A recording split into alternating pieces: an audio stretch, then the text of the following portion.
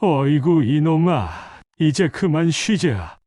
햇볕은 이글거리고 만석 씨의 등줄기를 타고 땀이 폭포처럼 흘러내렸습니다. 늙은 소의 호흡도 점점 거칠어졌습니다. 혀를 길게 내밀며 하얀 김을 내뿜는 그 모습에 만석 씨는 마음이 아려왔습니다. 그러나 그때였습니다. 평소 순한 양처럼 묵묵히 쟁기를 끌던 늙은 소가 갑자기 발굽으로 땅을 사정없이 긁기 시작했습니다. 마치 뭔가를 미친 듯이 파헤치려는 듯. 흘덩이가 사방으로 튀어올랐습니다. 야야, 왜 이래? 무슨 일인겨? 만석 씨는 순간 손에 쥔 쟁기를 놓칠 뻔했습니다. 40년 농사 짓는 동안 이런 모습은 단 한 번도 본 적이 없었습니다. 손은 눈이 충혈된 듯 붉게 빛나며 평소와 전혀 다른 결연한 표정으로 발로 땅을 긁었습니다. 숨을 몰아쉬는 소의 콧김이 흙먼지 속에서 하얗게 흩날렸습니다. 이놈이 혹시 어디 아픈 건가? 아니면 심장이 쿵쾅거렸습니다. 그날 만석 씨는 알게 됩니다. 죽기 직전까지 밭을 갈며 마지막 힘까지 짠해 남긴 늙은 소의 뜻밖의 선물이 무엇이었는지를요.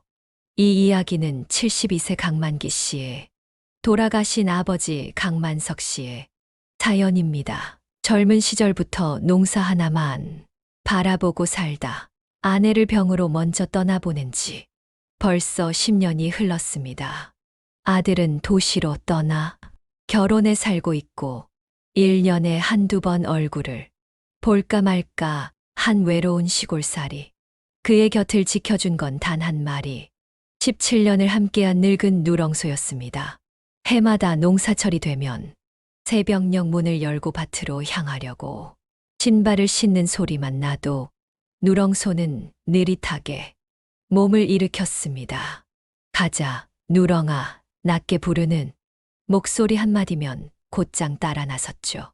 멍에를 매기도 전에 졸졸 따라오는 발자국 소리는 말이 안 통해도 마음을 다 알아주는 친구가 있다는 걸 느끼게 해줬습니다.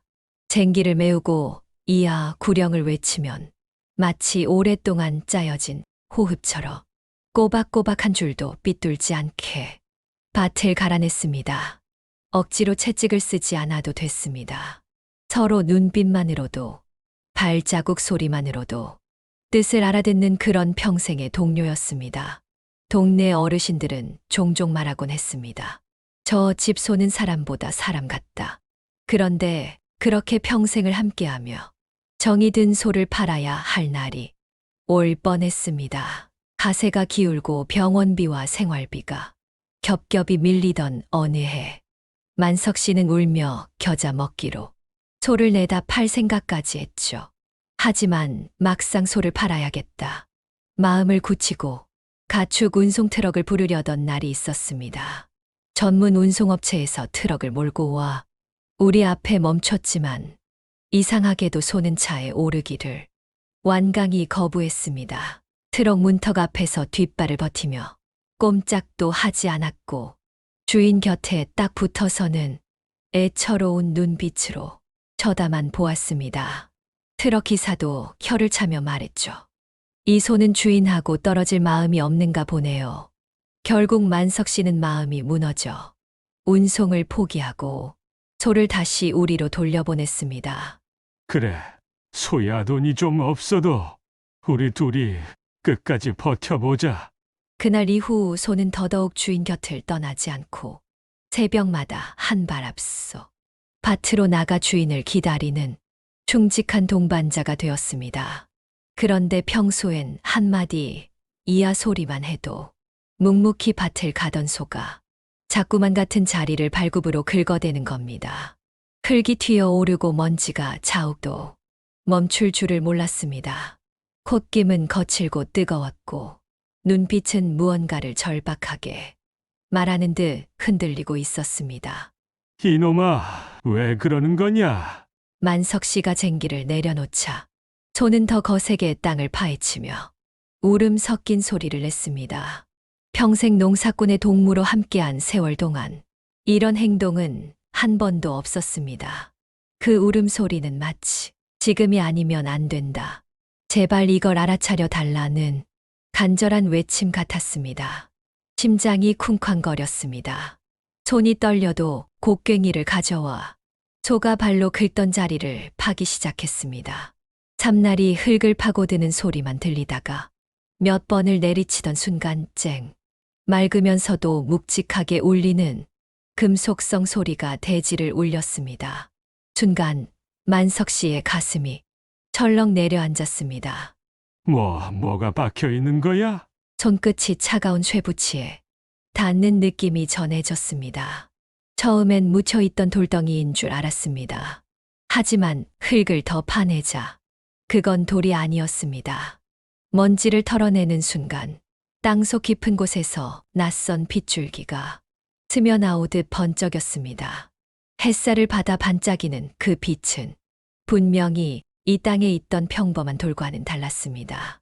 금속에 새겨진 복잡한 무늬와 오래된 흔적, 마치 수백 년을 묻혀있던 보물이 세상 밖으로 숨을 쉬듯 깨어나는 순간 같았습니다.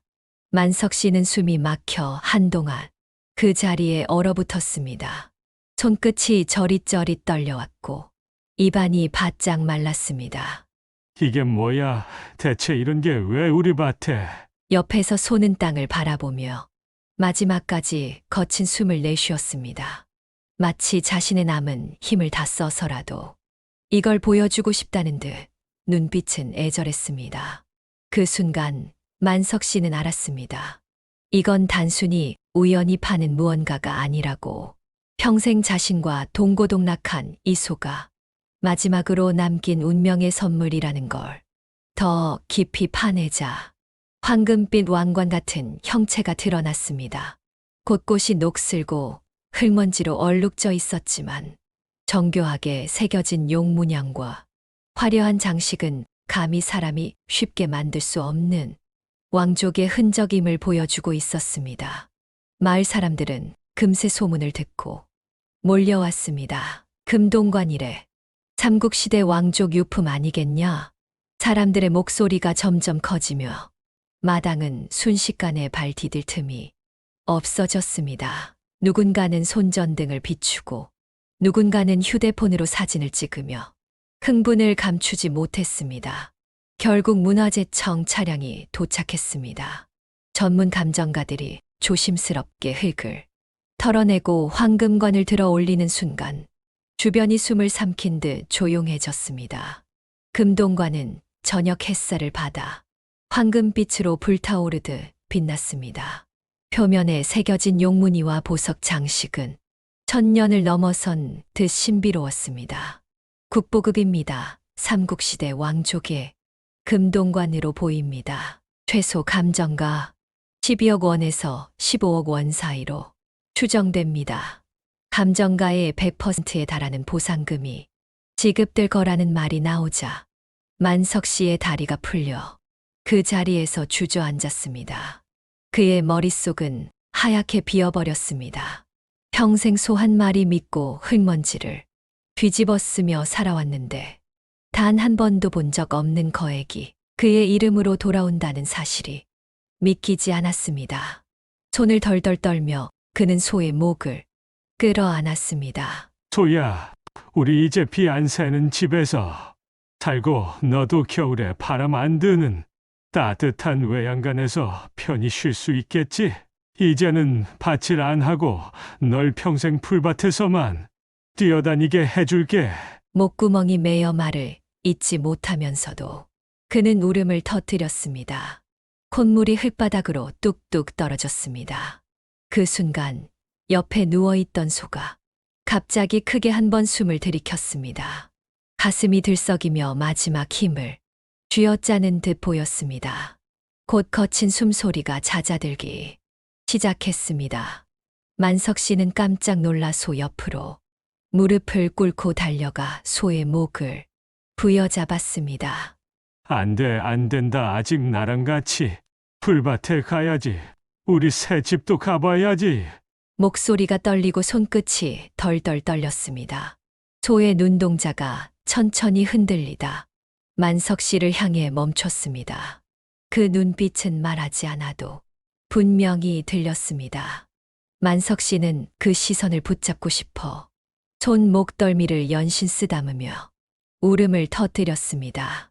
콧물과 눈물이 뒤섞여 흘바닥으로 떨어졌습니다. 이놈아, 내가 없었으면 난 평생 돈이란 걸 구경도 못했을 거다. 너한테 받은 은혜를 내가 어찌 갚냐. 소는 마지막으로 길게 숨을 내쉬며 주인 손등을 부드럽게 핥았습니다. 그리고는 마치 안심한 듯 고개를 천천히 내려놓았습니다. 그 순간 만석 씨는 느꼈습니다. 17년을 함께한 친구가 마지막까지 자신의 삶을 위해 모든 걸 내어주고 떠난다는 거려. 가지 마라 내 친구야. 마지막까지 날 걱정만 하고 가는구나. 새벽의 싸늘한 공기 속에서 들판에 홀로 남은 만석 씨의 울음소리만이 길게 메아리 쳤습니다. 마을 사람들은 며칠 동안 충격에서 헤어나오지 못했습니다. 장례를 치르듯 소를 묻는 날, 동네 어르신들까지 하나둘 모여들었습니다.